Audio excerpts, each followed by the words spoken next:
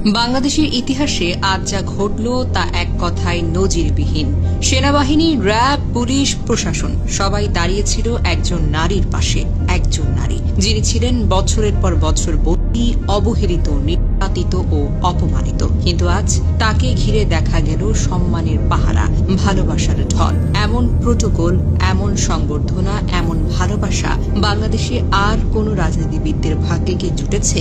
হ্যাঁ, খালেদা জিয়াকে নিয়ে, যাকে একসময় তার নিজের ঘর থেকে জোর করে বের করে দেওয়া হয়েছিল। চোখের সামনে বুলডোজার চালিয়ে গুড়িয়ে দেওয়া হয়েছিল সেই ঘর। তার ঘরের সামনে মদের বোতল ছুড়ে অপমান করা হয়েছিল।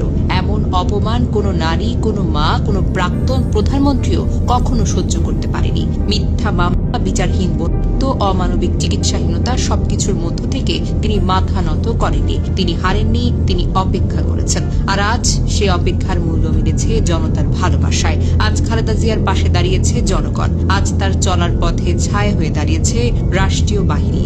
আজ তার পাশে আছে তার দেশের মাটি, মানুষের মন। সম্মান কি বন্দুকের জোরে আদায় করা যায়? না। সম্মান কি টাকায় কেনা যায়? না। সম্মান আসে আত্মত্যাগ থেকে। আজ খালেদা জিয়া শুধু বিএনপির নেত্রী নন, তিনি বাংলাদেশের একজন সংগ্রামী নারীর প্রতীক, একজন মা, একজন যোদ্ধা, একজন ইতিহাস। এবার একটু ভাবুন, যে সময় তাকে সবকিছু থেকে আলাদা করে দেওয়া হয়েছিল, সে সময় তার ঘরে আলো ছিল না। সে সময় যারা হাসছিল তারা আজ নিঃসঙ্গ, একা এবং কোণঠাসা। সময় সবার হিসেব নেয়। আল্লাহ যাকে সম্মান দেন, পৃথিবীর কোনো শক্তি তাকে অপমানিত করতে পারে না।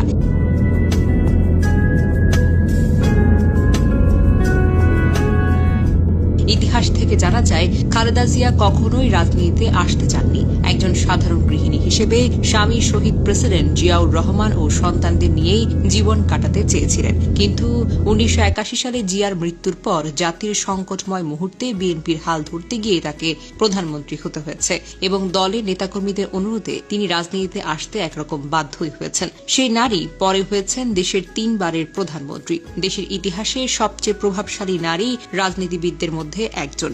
মাত্র 46 বছর বয়সেই তিনি প্রধানমন্ত্রী হন, যা বাংলাদেশের ইতিহাসে একজন নারীর জন্য একটি যুগান্তকারী ঘটনা। 1991 সালে নির্বাচনে বিজয়ের পর তিনি প্রথম গণভোটে সংসদীয় সরকার ব্যবস্থায় নির্বাচিত হন, যা ছিল বাংলাদেশের জন্য একটি বড় রাজনৈতিক পরিবর্তন। তার শাসনামলে দেশে বহুবার অবরোধ, হরতাল, রাজনৈতিক সংকটের মধ্যেও তিনি সাহসিকতা ও দৃঢ়তার নেতৃত্ব দিয়েছেন। খালেদা জিয়া 2 বার রাজনৈতিক প্রতিহিংসার শিকার হয়ে কারাবন্দী হন। তত্ত্বাবধায়ক সরকার এবং আওয়ামী লীগ সরকারের আমলে সাজানো মামলায় তাকে বন্দী রাখা হয়, কিন্তু বারবার তিনি প্রতিকূলতা মোকাবেলা করে ঘুরে দাঁড়িয়েছেন।